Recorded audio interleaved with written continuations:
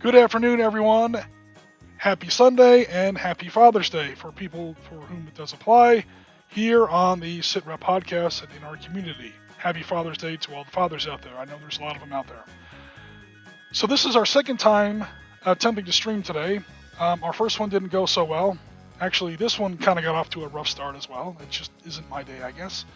Nevertheless, we will adapt, improvise, and overcome, as they say, and put out a decent stream, albeit a very short one, mostly for our recording and our content purposes, just to make sure you guys have some content and the YouTube algorithm doesn't forget about us when we miss a Sunday. So we don't want to do that. So what we were trying to paint earlier today was the Battlefront 15mm M1A1 Abrams, originally for Team Yankee. We, of course, are going to repurpose it for something a little different. So let me go ahead and get the camera up here. Okay, there we go. And this is kind of what we were at least trying to work on earlier today. Some detail painting of the M1 Abrams, M1A1. So I'll show you what we got so far. All right, so as you've seen in some of our build videos, what we started with was, of course, the M1 kit. The Abrams kit, I should say, comes out from Battlefront. Originally for Team Yankee in 15mm. Originally, it's for that Team Yankee setting, obviously. It really only comes down to how you paint it.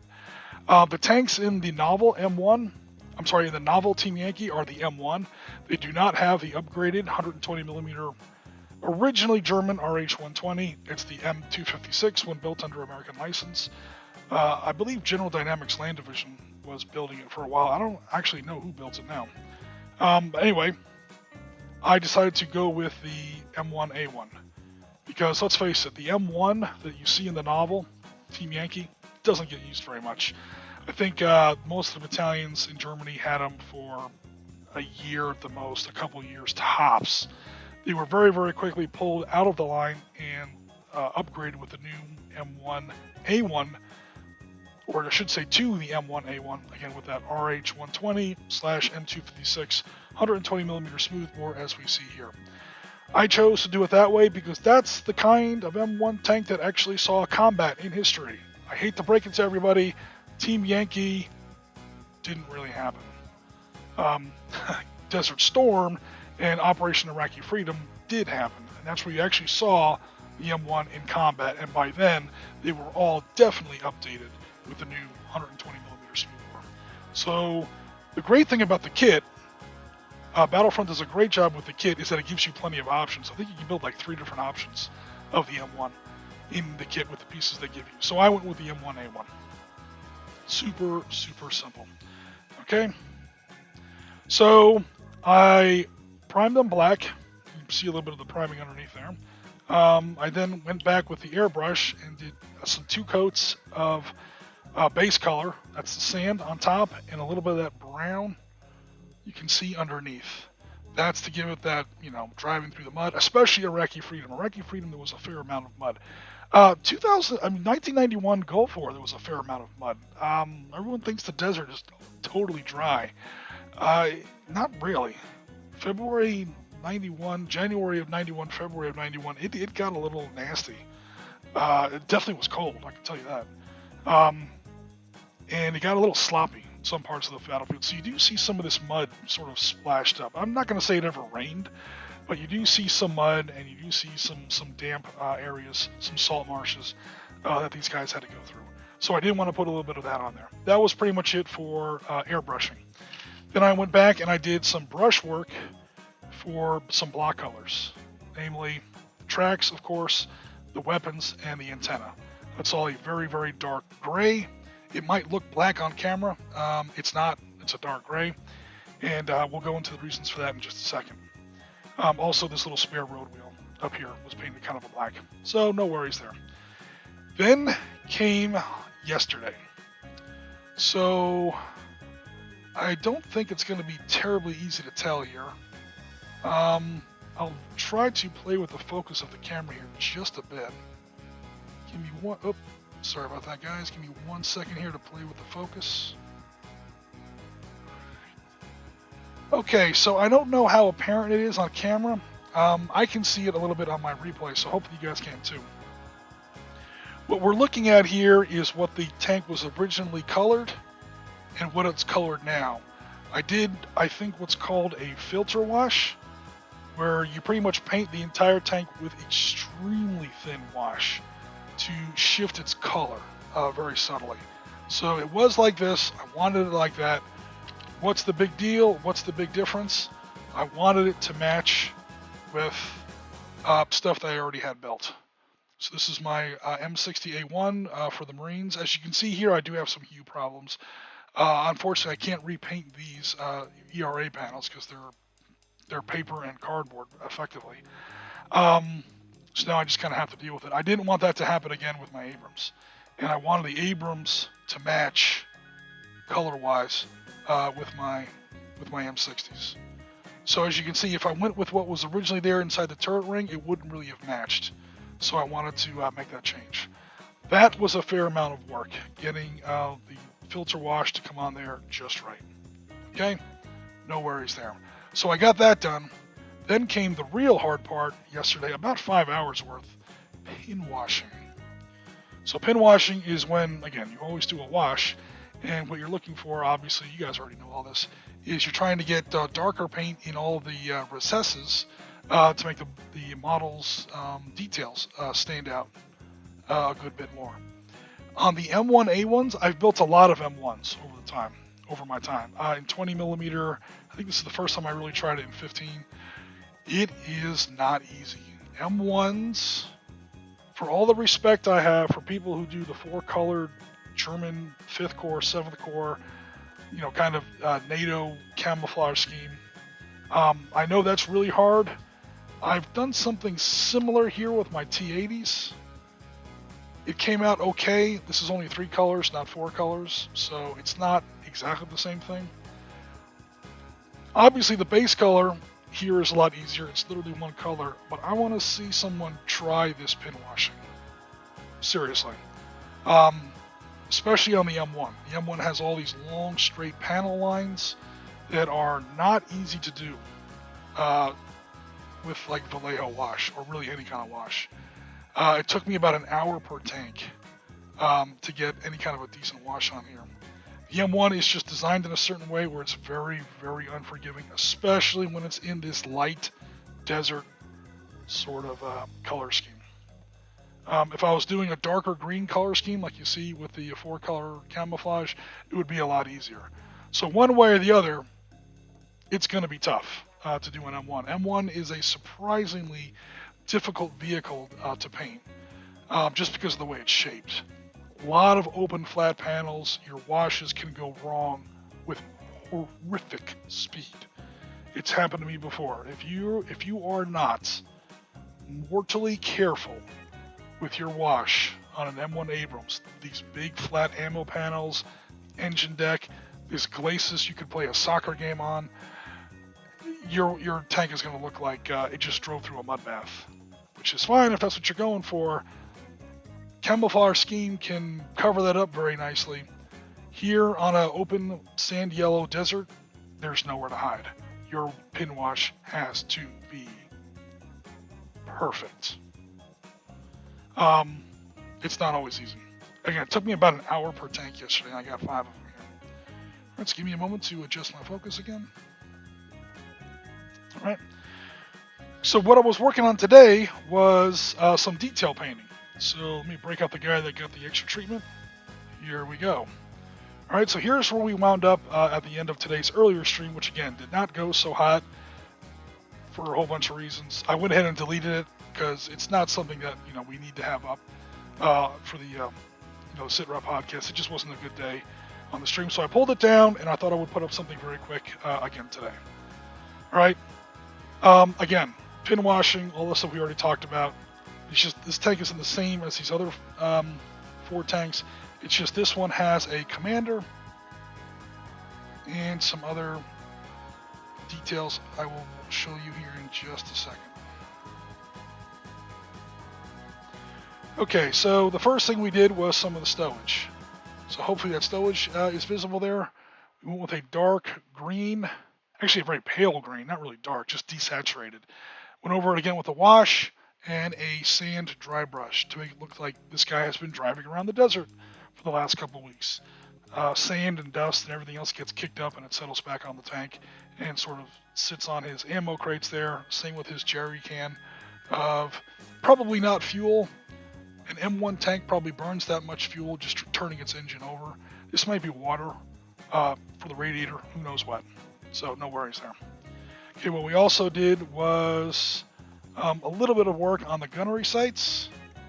It's a very light blue with some white highlights.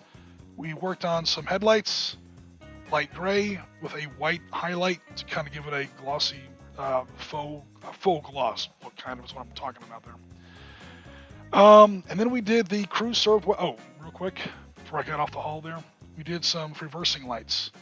So these kind of really screwed up. I was trying to do it on camera, and the camera was too close, and then I wound up screwing up the model as well as the stream, and that's not good. So I shut the stream off, did some repair work, fixed everything, and this is where we wound up. This is kind of the way it's supposed to look. Just now notice I've got a little bit of extra paint there on my. Yeah, I screwed up my model trying to paint this on camera.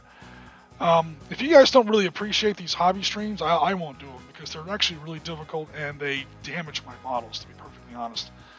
Trying to paint this stuff on camera. There's a little bit of evidence. I mean, that's easy to fix. That little dot of paint that's on the antenna that's not supposed to be there. But that's the kind of thing that happens when you're trying to do this stuff on camera. Anyway,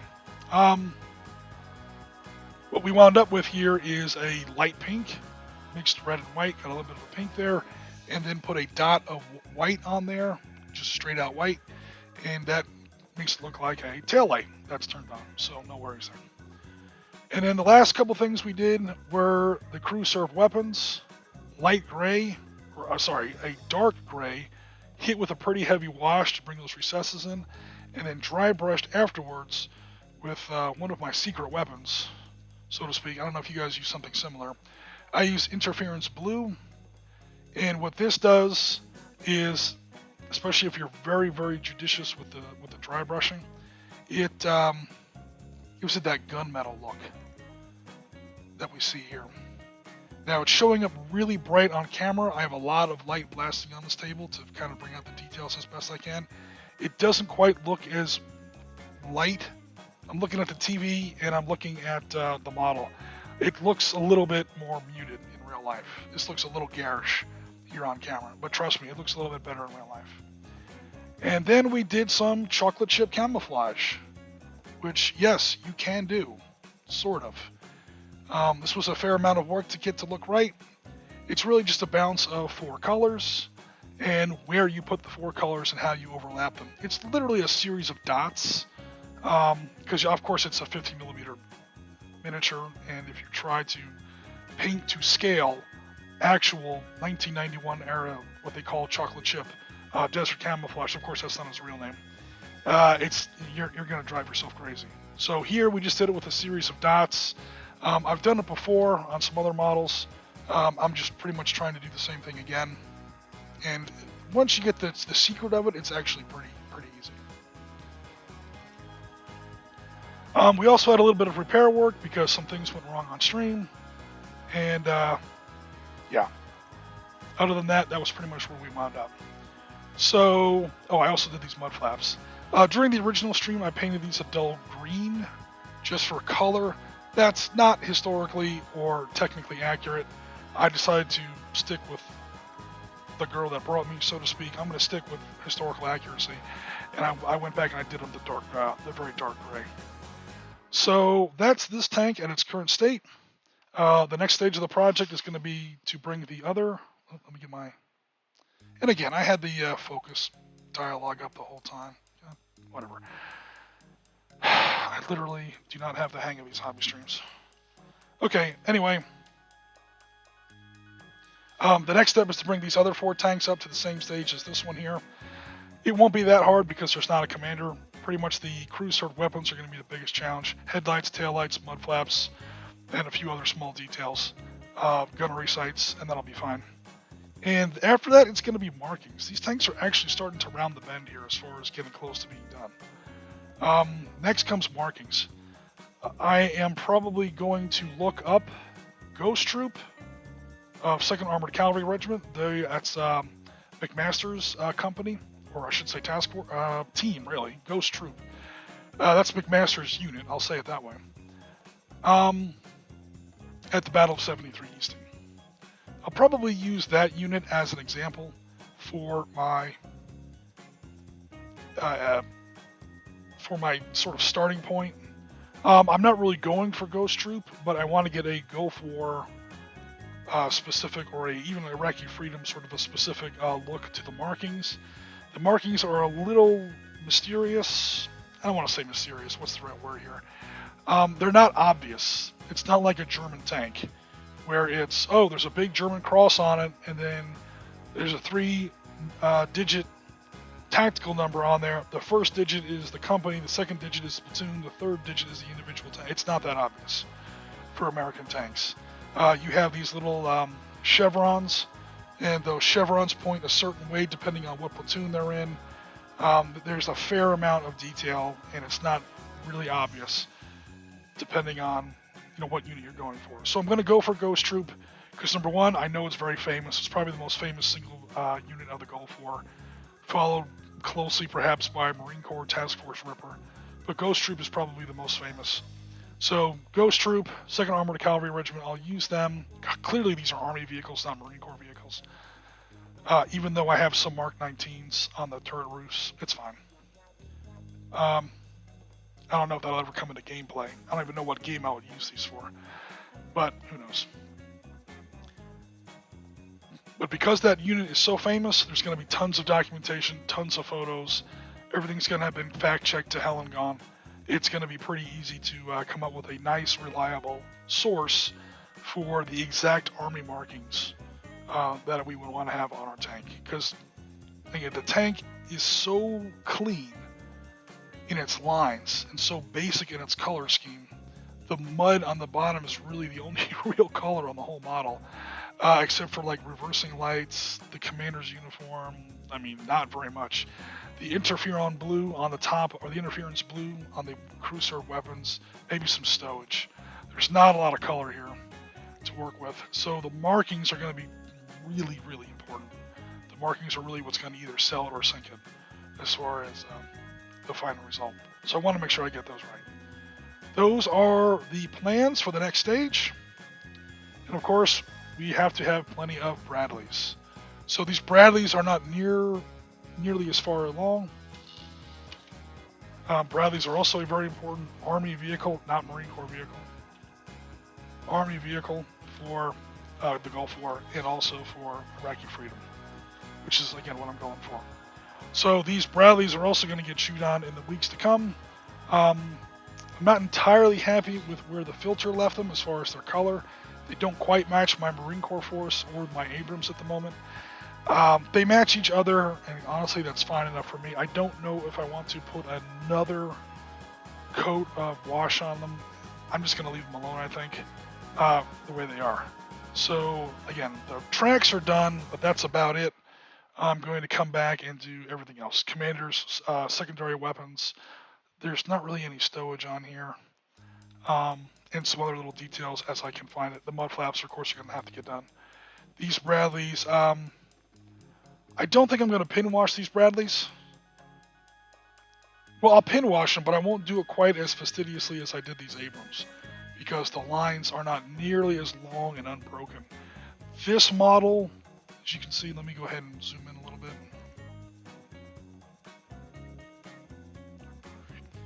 On this model, which again, the wash is not in there yet, so clearly.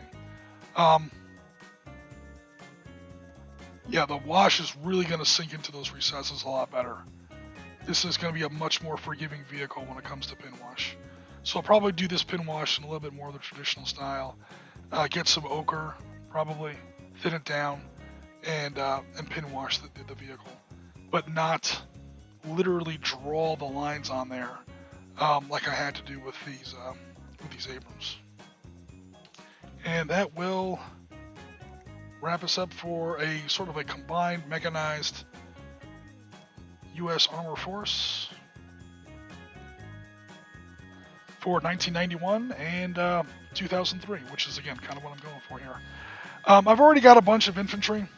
I've got 50 infantry figures painted up with various weapons for my Marine Corps Desert Storm Force, so it's pretty much already set.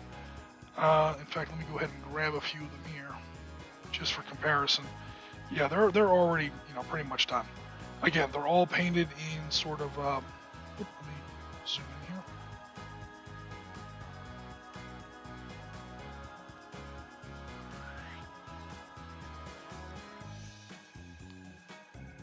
So that's at 15 millimeter. And we tried a little bit of chocolate chip on there. Again, we're trying to give like the 2-foot impression of chocolate chip. If you're familiar with chocolate chip, it doesn't really look like this. It's not really to scale. But from 2 feet away, the combination of tans, browns, whites, and blacks, especially where you put the white and the black always semi-overlaps the black. If you look it up online, you're going to see that, that's pretty much what you see. And from 2 feet away, it definitely gives that chocolate chip impression. The point is, don't be afraid, everybody, to try modern camouflage schemes, even at very small scales. It doesn't have to be exact. It has to give that impression. There's a certain impression you want to give. You can trick the eye with a little bit of patience and a little bit of imagination. Again, if you actually take I think I might actually have some chocolate chip camouflage from my days, God knows when. But it doesn't look like this. However, from 2 feet away, let me get the camera going again. Where the hell is he? Oh, there he is. Again, I'll put him up on the engine deck of that tank. From 2 feet away, you get the idea. And, yeah, it looks all right. But that's pretty much it, everybody. Piotr has joined us. Rasmus has joined us. Hello, everybody. How's it going, says Piotr? Not very well. In fact, our first stream was so bad, I've already taken it down. But that's okay. I went ahead and put up a new stream. You're looking at it now. So this one is going a lot better. So, yeah, definitely a better result. Rasmus says he's just done playing an RPG session with a bunch of Danes I've known forever. Oh, cool. A Swedish system. Oh, wow. Cool. Alright guys, so again, this was just a quick makeup stream to kind of make up for the stream that kind of went sideways earlier this afternoon, between all kinds of technical and also painting issues, paintbrushes and focus, and again with the damn camera. Sorry guys. Yeah, so it's all good. We have run a makeup stream. We have something cool to have in our SitRep YouTube history. And the YouTube algorithm is happy with us that we have some content for you guys to enjoy on a Sunday. Because you want to stay consistent. Alright, so that's going to wrap things up unless anyone else has any more comments. Piotr says, nice looking vehicles. Thanks very much, Piotr. Again, the only one that's even close to done is this one. I do have a little bit of work left to do on it. There's a fair amount left to do on it, but it's getting there. Again, the next step is to get these other 4 up to the same standard as this one, and then I can move forward. I try not to chain paint on stream because that's literally you guys watching me paint the same 4 mud flaps over and over again, and nobody wants that because it's boring. You're literally watching paint dry. Alright guys, we're going to go ahead and close out the stream. Thanks very much. Happy Father's Day to those who celebrated and to those who are fathers out there. I know that's at least Rasmus, probably some other people in the chat as well. But for now, we're going to go ahead and close things out. Cool. So one more time, everyone, this is Oriskany Jim for the SitRep podcast. We are rounds complete. Thanks very much for coming out on a Sunday afternoon. I know it's a very important stretch of time in a lot of people's lives. No one likes getting messed with on Sunday. We appreciate you guys coming out. We appreciate all the likes on these videos. It really helps us out. We appreciate all the subscriptions. So, yeah, any kind of support you guys can give us, we always appreciate it. Any additional questions? There's a link to our Discord here in the description of this video. Check us out. Join our Discord. Become part of the conversation.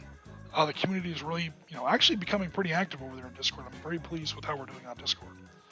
But for now, this is Risky Jim. Rounds complete. Tango Mike for listening. We'll be in touch later on this week. And we'll be in touch with everybody very soon. Thanks again, everybody, and take care.